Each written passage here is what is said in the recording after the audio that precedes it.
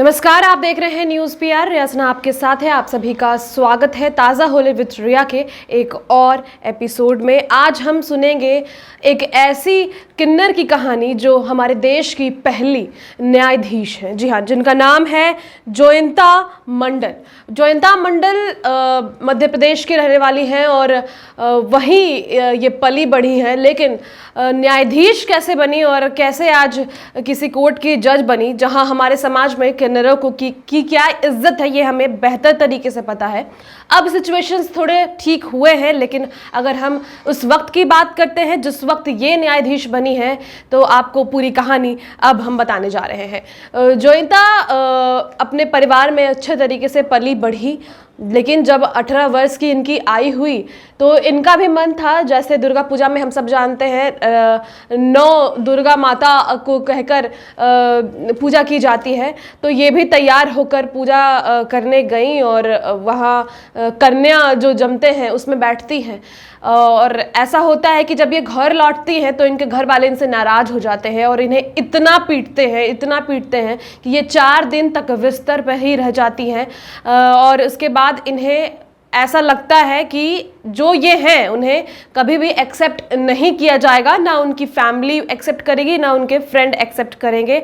18 वर्ष की आयु में इन्हें यह पता चल गया था कि ये नॉर्मल लोगों की तरह नहीं है, जैसा कि लोगों का मानना है कि किन्नर नॉर्मल नहीं होते हैं। उस हिसाब से इन्होंने ये सोचा, इनके परिवार वालों को लगता था कि ये एक लड़का है, लेकिन इन्हें लड़की का रूप धारण करना ज़्यादा पसंद था। ये किन्नर थी और जिसके बाद इन्होंने अपना घर छोड़ दिया। घर छोड़ने के बाद इन्हें कुछ नहीं पता था कि कहाँ जाना है, क्या करना है। उस वक्त इन्होंने अपनी पढ़ाई भी छोड़ दी, क्योंकि कॉलेज में भी इन पर फफ्तियाँ कसी जाती थी। उसके अलावा इनका मजाक उड़ाया जाता था और जिस तरीके से ये अगर लड़का टाइप्स दिखती थी और लड़की टाइप्स चलती थी, तो हमें पता है कि हम उन्हें क्या कहते हैं आजकल समाज में और किस तरीके की भावना हम इन लोगों के लिए रखते हैं।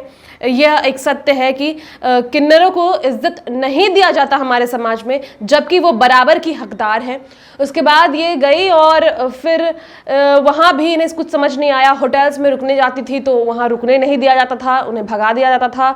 उन्हें ऐसा लगता था कि ये फ्री में रहेंगी, पैसे नहीं पे करेंगी क्योंकि ये किन्नर हैं।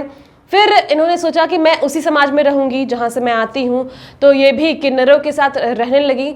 बाकी किन्नरों के साथ डांस करती थी, शादियों वगैरह में जाती थी, पैसे मांगती थी, क्योंकि इनके पास कमाई का और कोई जरिया नहीं था। लेकिन एक चीज़ और जो इन्होंने नहीं छोड़ी वो थी पढ़ाई, और पढ़ाई करते गई। उसके बाद इन्हें एज अ रिज़ल्ट थोड़े दिनों बाद ही, मतलब इन्होंने लॉ की पढ़ाई की और आगे बढ़कर फिर इन्हें न्यायाधीश बनाया गया एज अ गिफ्ट, ऐसा कह सकते हैं।